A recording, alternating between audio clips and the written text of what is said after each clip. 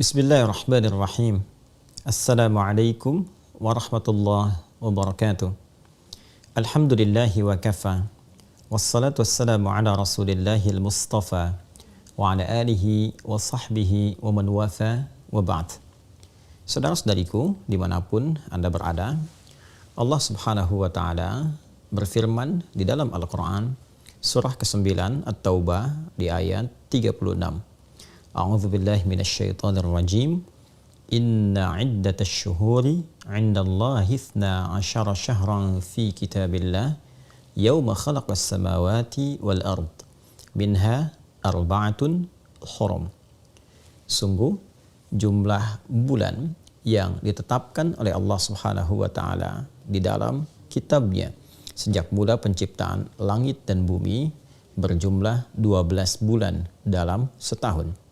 Di antara 12 bulan itu, ada 4 yang ditetapkan oleh Allah sebagai bulan hurum. Bulan hurum adalah bulan-bulan tertentu yang dijelaskan oleh Nabi SAW dari jumlah 4 bulan tadi.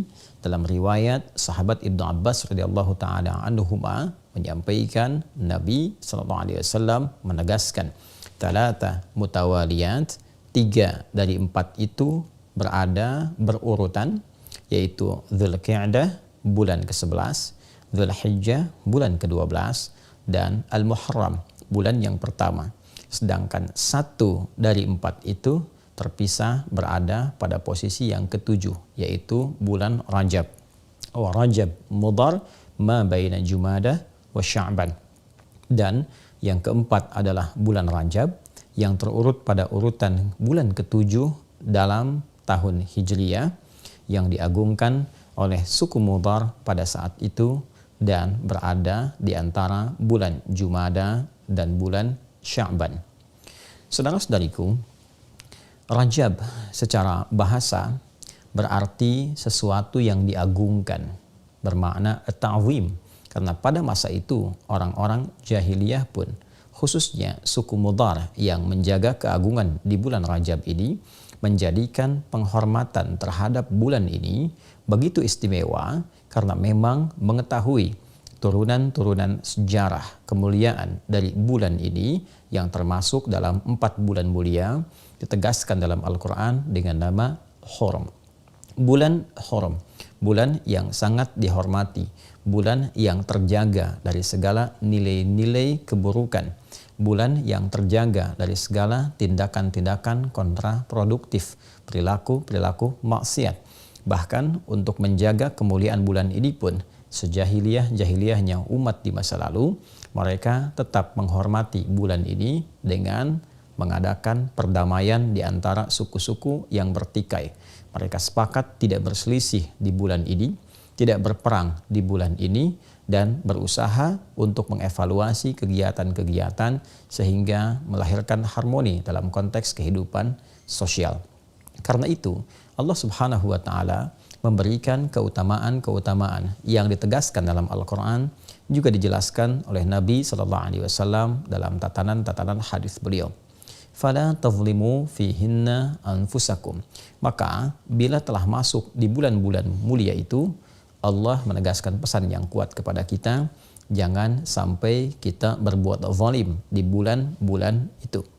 Pemaknaan ini diterangkan oleh sahabat mulia Ibnu Abbas radhiyallahu taala anhuma, seakan memberikan kesan kepada kita menurut beliau sang penafsir Al-Quran yang dikukuhkan oleh Nabi SAW bergelar Turjumanil Quran.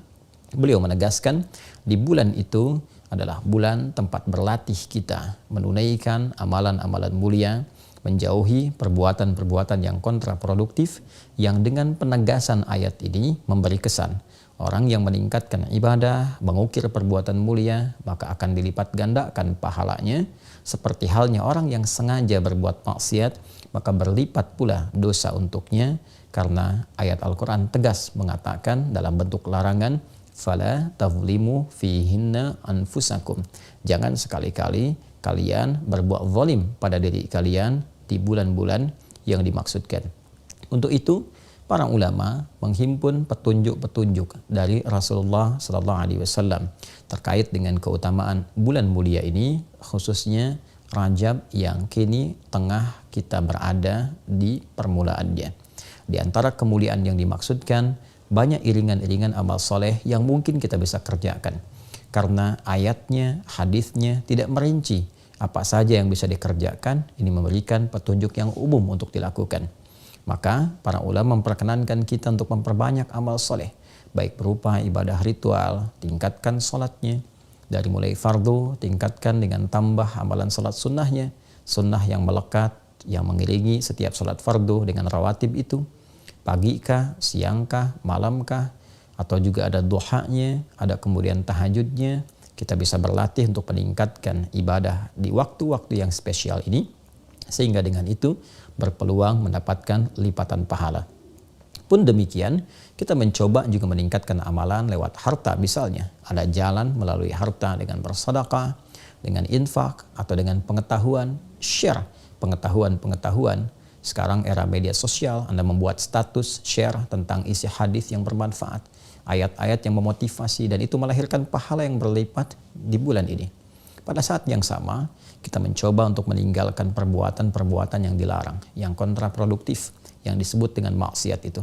Mari sejak saat ini berusaha untuk menanggalkan perbuatan-perbuatan negatif dari pikiran kita, dari pandangan kita, dari pendengaran, dari lisan sampai ke ujung kaki. Maka bulan ini adalah bulan yang sangat spesial dan momentum terbaik untuk meninggalkan perbuatan-perbuatan terlarang. Hoax, hal-hal yang buruk, perselisihan hendaknya disudahi, ditinggalkan, berubah menjadi lebih baik. Dan ini hikmahnya adalah latihan awal sebelum kita memasuki puncak peribadatannya, yaitu di bulan Ramadan nanti. Rajab adalah pembukanya, Sya'ban adalah penguatnya, dan Ramadan adalah hakikat perjuangan kita yang telah disiapkan sejak munculnya bulan Rajab dan berlatih kita di dalamnya. Di bulan haram ini boleh juga kita menggabungkan satu amalan yang sekiranya menghimpun seluruh kemuliaan tadi bisa dilakukan. Di antara caranya adalah seperti yang diisyaratkan Nabi SAW, yaitu dengan meningkatkan puasa di bulan Hurum, Dzulqa'dah, Dzulhijjah, Al-Muharram. Kita belum sampai ke bulan itu, namun kita sekarang berada di bulan Rajab. Maka boleh kita memperbanyak meningkatkan puasa di bulan ini, karena puasa memiliki hikmah meningkatkan ketakwaan, meningkatkan ibadah, sekaligus saat sedang menunaikan puasa itu juga dapat berlatih mencegah segala hal yang dilarang oleh Allah dan Rasulnya. Boleh silahkan meningkatkan puasa di waktu-waktu bulan mulia ini. Kemudian juga malamnya tingkatkan tahajud, tingkatkan permohonan pada Allah Subhanahu wa Ta'ala. Mudah-mudahan dengan meningkatkan amalan di bulan Rajab ini, malamnya kita tingkatkan, siang kita tingkatkan, tilawah kita tingkatkan, kemudian memberikan jejak kehusyuan dalam jiwa kita, meningkatkan kekuatan dan semangat untuk bertakarub kepada Allah, sehingga saat tiba Ramadan itu kita sudah lebih siap membiasakan diri dan beradaptasi dengan ibadah. Memang ditemukan beberapa hadis-hadis yang kualitasnya sangat lemah, bahkan ada yang palsu terkait dengan keutamaan Rajab. Tapi bukan berarti amalan-amalan yang bisa kita kerjakan itu terlarang sepanjang ada hadis-hadis yang sahih, sepanjang ada ayat-ayat yang memang mendorong kita untuk beramal. Karena itu bukan berarti karena ada hadis-hadis yang bermasalah malamnya kita tidak sholat. Silahkan bangkit, tunaikan tahajud, malam ini istimewa, Rajab dilipat gandakan pahala. Silahkan siangnya puasa karena ada hadis-hadis terkait dengan keutamaan puasa di bulan Hurum. Anda silahkan tingkatkan Seninnya, Selasanya, atau Senin Kamisnya, atau puasa Daudnya, atau bahkan Senin puasa, Selasa puasa, Rabu puasa, Kamis puasa, Jumat istirahat, boleh, tidak ada masalah. Niatkan puasa di bulan Hurum, spesifiknya untuk di bulan Rajab, dan mudah-mudahan Allah Subhanahu wa Ta'ala memberikan segala janji yang telah ditegaskan dan menjauhkan kita dari segala perbuatan maksiat. Saudara-saudariku, di bulan ini pula ada keutamaan-keutamaan yang tercatat di dalam sejarah dan menginspirasi kita semua untuk belajar. Di antara sekian banyak momentum yang terjadi, yang paling populer dalam satu riwayat, sekalipun ada perbedaan-perbedaan riwayat yang paling populer di bulan ini terjadi peristiwa Isra dan Mi'raj. Di bulan ini pula terdapat kemenangan Nabi SAW dalam perang Tabuk. Di bulan ini pula dibebaskan Masjidil Aqsa di bawah pimpinan Salahuddin Al-Ayyubi. Dan banyak momentum-momentum lain yang memberikan kesan kepada kita bahwa Rajab adalah bulan untuk berlatih, bulan untuk mendapatkan kemenangan yang hakiki, dan yang lebih penting lagi sebagai bulan pengantar pada kehusyuan dan kesiapan menerima anugerah terbesar dari Allah Subhanahu wa taala yang akan dibuka kelak pada gerbang pintu Ramadan.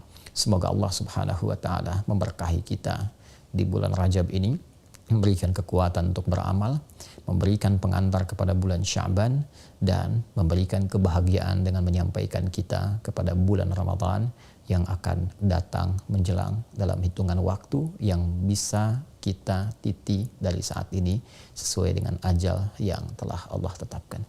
Semoga kita dikuatkan, semoga diridhai, diberkahi, dirahmati, dan dimuliakan oleh Allah Subhanahu wa taala. Allahumma taqabbal minna innaka antas sami'ul alim wa tub 'alaina innaka antat tawwabur rahim. Barik lana fi hadha asy-syahr ya arhamar rahimin wa ballighna fi ramadan ya rabbal alamin kama tuhibbu wa tarda. Wa sallallahu ala sayyidina Muhammad wa ala alihi wa sahbihi ajma'in. Wa akhiru da'wana subhanakallahumma wa bihamdika asyhadu an la ilaha illa anta nastaghfiruka wa natubu ilaik. Walhamdulillahi rabbil alamin. Wassalamualaikum warahmatullahi wabarakatuh.